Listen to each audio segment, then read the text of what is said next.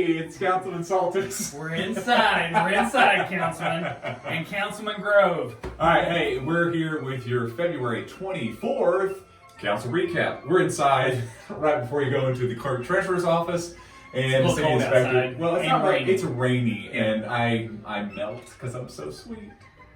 I was going to have to tie a leash on it because he was going to float down Idaho Street there. So. We had a 40-minute meeting. It was busy. It was busy. We had a lot. Good things, though. Good things. Though. Mostly. Yeah. Yeah. Yeah, and things that we needed to kind of look at and address, and I did. But we knew that was coming. Not casting blame on anybody. I mean, it's just things that you've got to improve and tinker with. So, without further ado, the big first thing we had was the old ordinance for old business was the one for railroad funds that needed to be spent. Right, and that's just money that's already been appropriated, and actually we had to front the money, and we will get reimbursed for that. So, I don't want to get in the weeds here, but we have to front $300,000, but then once that stuff's paid, we get that money back, and it has to be spent on railroads. So we're going to do it with railroad crossings to make some crossings safer in the city of Vincennes, which is a no-brainer. Right.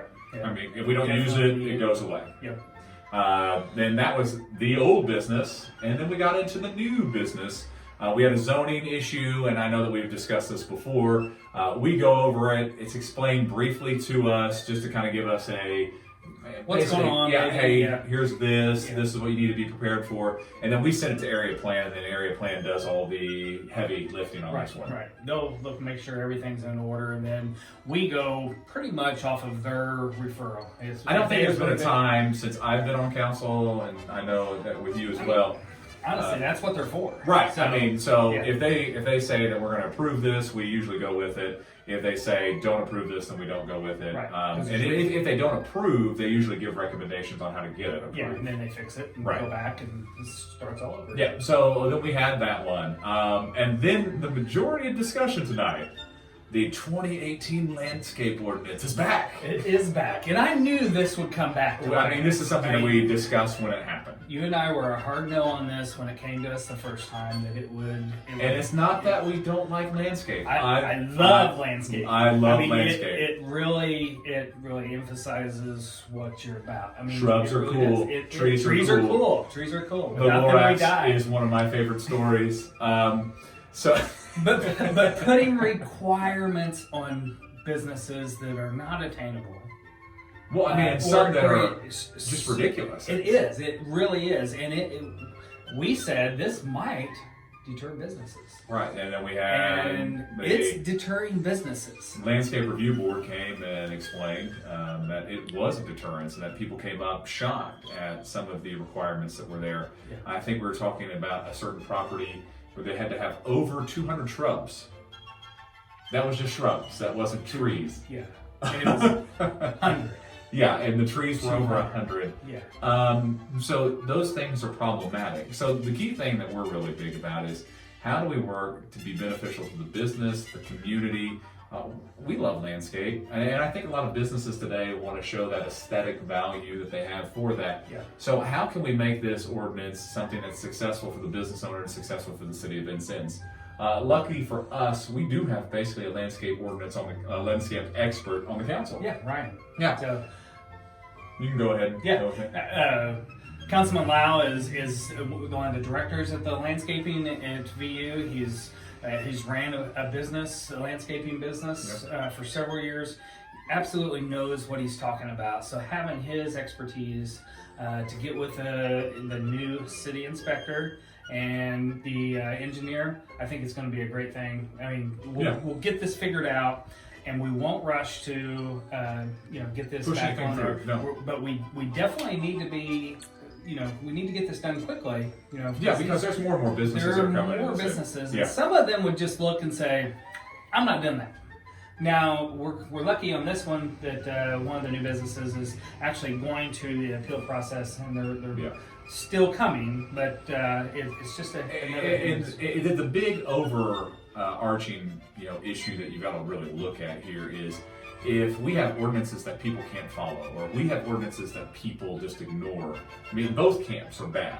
But then what happens is then why do I have to follow this other ordinance, or why do I need to stay in line with that one? So it's one of those slippery slope things. You need to make sure that your ordinance that people are able to follow them. And it's not a hard chore to be able to do that, and that people just aren't ignoring it because it's there. So this is a bigger issue than just the landscape ordinance.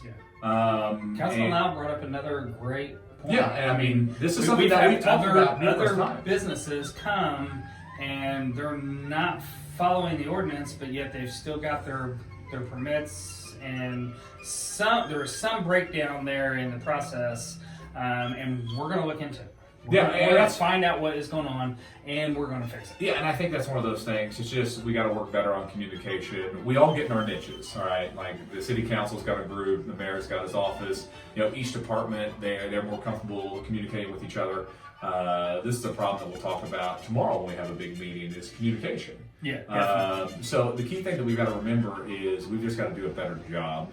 And I'm not saying somebody is purposely doing something wrong. It's just we get comfortable in the areas that we're in, and we kind of do that. And we've always got to kind of look and be better at those things. And we're going to be. I mean, we're going to get better, and we're going to keep working at this, and we're going to improve that. So a lot of good discussion, and don't think it was just over landscape. I know we kind of joke around about it, but it wasn't just about that. It was about ordinances in general, which is very important. Then that brought up grassland.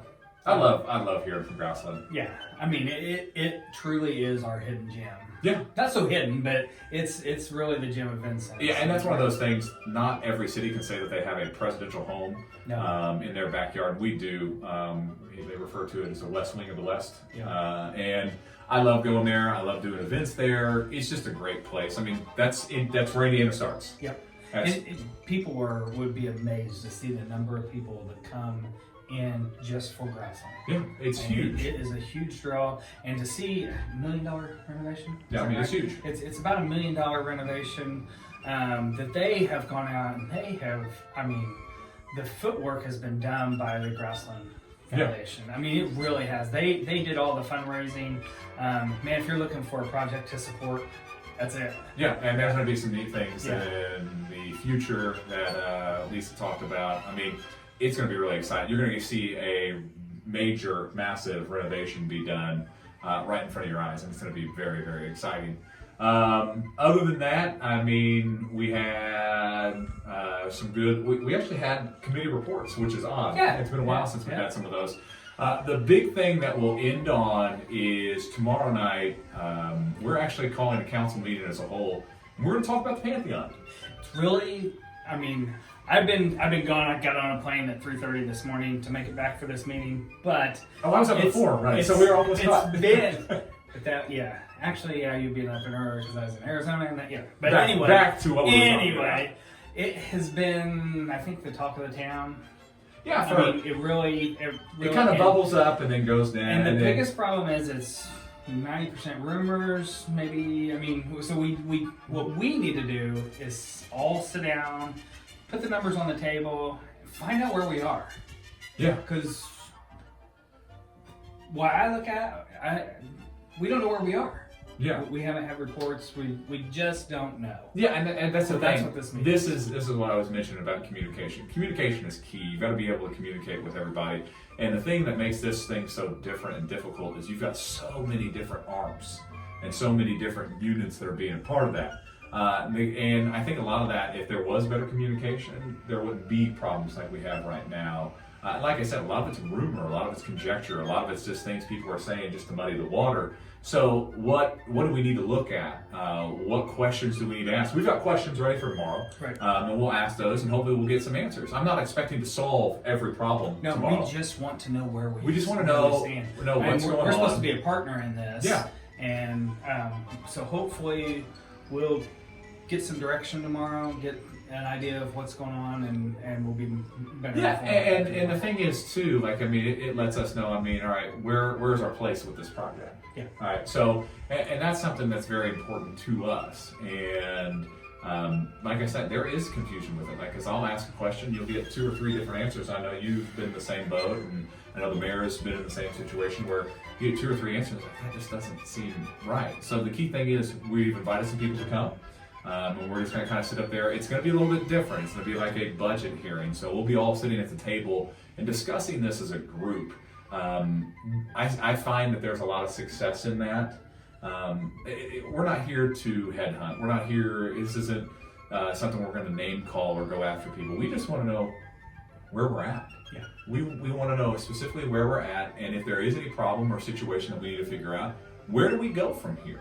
And what do we decide as a council, as a group? What do we do next? Yeah. And we've got to know some information to be able to do that. So hopefully tomorrow we can kind of lay everything out and kind of figure out what that is. And I mean, it's kind of new. Like, I mean, to have just the meetings as a council as a whole, that's not really over like an ordinance or something specific or a budget. And we're going to sit down and just go over the numbers with everybody. I mean, and we're going to do it where it should happen. Yeah. To where. Yeah, it's going to be in the public. I mean, this is open door. This is the thing you're going to hear us constantly talk about: transparency, openness. So, I mean, that's kind of our thing, and we want people to know what's going on because you guys might catch something that we don't catch, or you guys might see something, or you guys might hear something.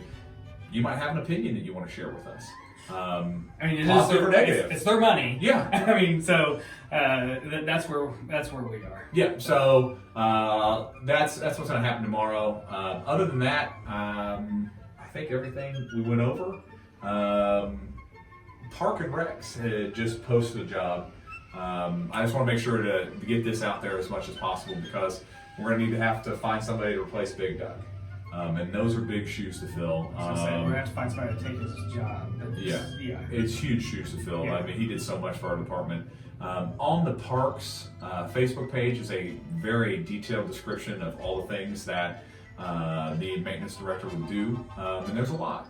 But if you know somebody that's interested, you know somebody that has that skills, if you would please take a look at that, share that out, get in touch with that person, or get in touch with our Parks department, that would be fantastic, and we would really appreciate it because, I mean, it's the end of February. Summer's coming up. I mean, and that's one of the busier seasons for the parks.